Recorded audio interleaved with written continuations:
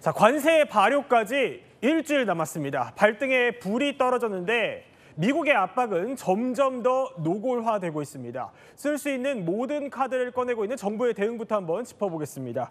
자, 일단 상황 정리부터 해보겠습니다. 한미 협상 담당자들 서로 얼굴 보는 것조차 쉽지 않습니다. 자, 서정민 변호사, 보면은 구윤철 부총리는 공항에서 1시간 전에 통보를 받고 돌아왔고 위성락 안보실장은 미 국무장관 얼굴도 못 보고 귀국을 했어요. 남은 건 우리 산업부 장관인데 어떻게 됐어요?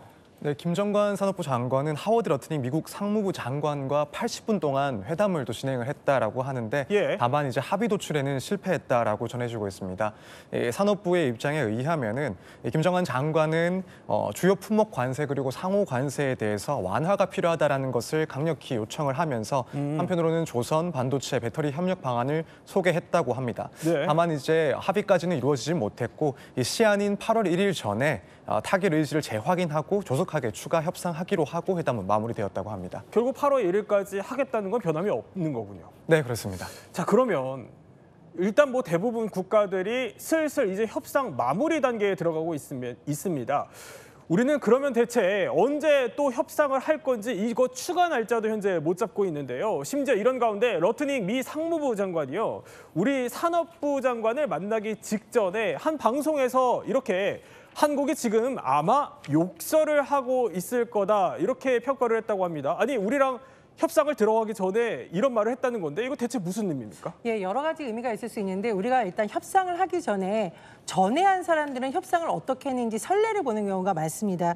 일본 같은 경우에는 합의가 끝났는데요. 쉽게 말해서 트럼프의 표현을 빌리자면은 큰 규모로 일본이 미국에 투자를 한 것이고 쌀을 비롯한 농축산물을 일부 개방했고 그러면서 관세를 낮췄다고 볼 수 있는데 트럼프 대통령이 이것이 마치 본인의 성과인 것처럼 자랑하고 있거든요.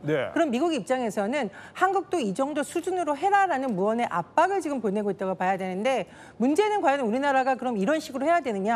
우리로서는 굉장히 불만을 가질 수도 있고 굉장히 조심스러운 상황입니다. 그렇다 보니 미일 간의 합의가 끝난 사항에 대해서 한국 관계자들은 욕설, 즉 왜 저렇게 했지라는 불만을 제기할 수 있는 거고 미국 입장에서는 일본만큼 한국도 해야 되는 거 아니야? 더군다나 한일은 늘 경쟁하는 심리가 있는데 그러니까 더 그걸 의식하지 않겠느냐는 미국 측 관계자들의 해석으로 보입니다. 그러니까 일본과의 협상을 보고 한국이 저런 반응을 보였을 거다라는 겁니다. 아니, 그런데요, 사실 이 일정들을 보면 미국이 진짜 의도가 뭐 따로 있는 게 아닌지 의심될 정도입니다. 이렇게 우리와의 만남을 잇따라서 캔슬을 하고 있는데 루비오 장관 방한 취소를 하더니 2+2 통상회의도 하루 전에 또 취소를 하고요. 게다가 또 백악관까지 찾아간 위성락 실장에게는 유선 협의하자고 통보를 했습니다. 여기에 뭐 우리가 욕 나오는 상황 아니겠냐고까지 했는데 아니, 이 정도면은 이거 고의가 아니라고 볼 수 있습니까? 고의죠. 제가 너무 단정적으로 말씀드린 것 같기도 한데 전문가들한테, 복수의 전문가들한테 물어보면은 비슷한 답을 내놓습니다. 트럼프의 하나의 고도의 협상 전략, 길들이기다. 만나주는 것 자체도 하나의 협상의 카드라는 겁니다. 화가 나잖아요. 아니, 지금 미국까지, 한국에서 미국까지 정말 열 몇 시간을 걸려서 찾아갔는데 전화할 거면은 굳이 한국에서 할 수도 있는 거거든요. 만나주지도 않고 유선 협의를 했다. 굉장히 화나는 상황인 거 맞습니다. 결국은 전문가들의 해석은 이렇습니다. 결국 한국에서 뭘 좀 더 얻어내기 위해서 압박하는 거다. 지금 일본도 협상이 끝났고 이제 유럽도 협상이 지금 다 끝나가는 단계고요. 지금 협상력에 있어서는 한국보다 미국이 더 우위에 있다라고 보고 지금 한국 길들이기에 나섰다. 결국 더 우리가 원하는 카드 가져와라. 이런 압박 신호로 보는 시선들이 많았습니다.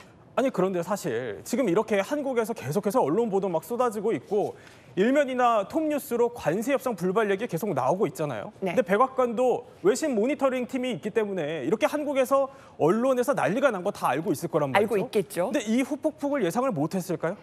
예상을 했겠죠. 그래서 더 압박을 하려는 의도로 보이는데요.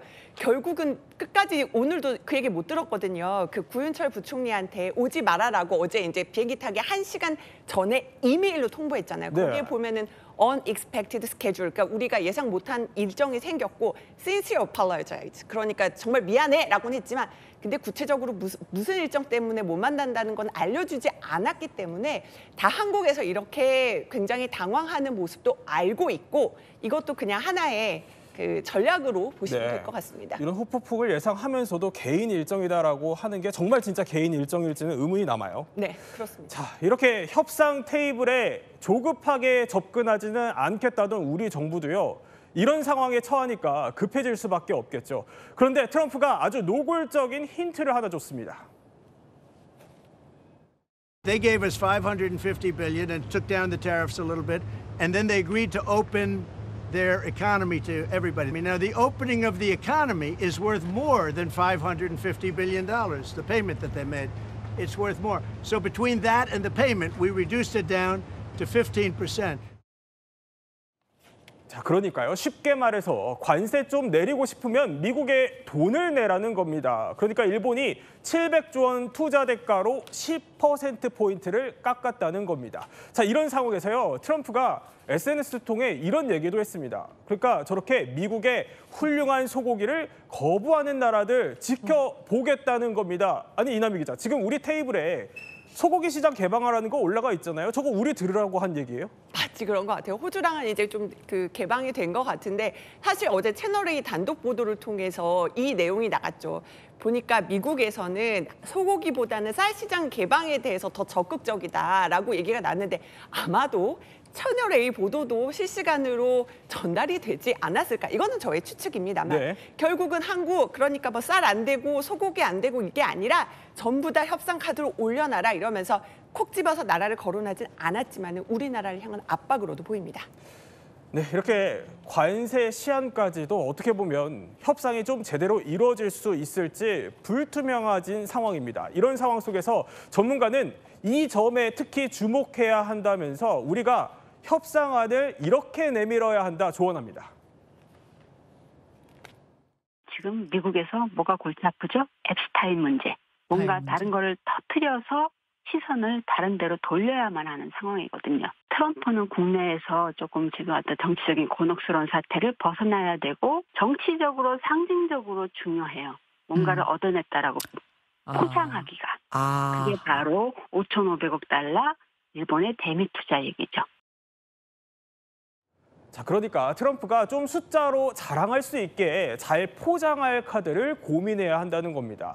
자, 물론 확정은 아닙니다만 일각에서는요, 우리가 국내 기업들과 이렇게 1천억 달러 규모의 미국 현지 투자 계획을 제안할 것으로 알려지고 있습니다. 그런데요, 외신에서 이런 보도도 나옵니다. 트럼프는 오히려 4천억 달러를 역제안할 거라는 거죠. 그러니까 이게 만약에 사실이라면, 아니 서정민 변호사, 그러니까 일본이랑 좀 비슷한 규모로 투자해라 이 얘기 같은데 그 근거가 뭡니까? 네, 그 근거는 일본과 우리나라가 이 대미 흑자 규모가 유사하다라는 점입니다. 이제 미국 상무부가 발표했던 지난해 대미 무역 수지 흑자국 순위를 이제 일본은 682억 달러로 7위, 그리고 우리나라는 658억 달러로 8위를 차지했습니다. 이렇게 나란히 흑자 규모를 7위, 8위로 기록을 했었는데 이제 일본에서 5,500억 달러를 지불해서 관세를 낮춘다고 하니 이제 비슷한 교역 구조를 가지고 있는 우리나라에도 이 정도 규모에 준하는 그런 투자를 요구할 것이다라는 이야기가 나오고 있는 상황입니다. 아니 그러니까 한국이 좀 무역 이익을 본 만큼 어떻게 보면 좀 순위별로 뚝뚝 끄는 것 같기도 하고요. 근데 이거 우리가 현실적으로 받을 수는 있어요.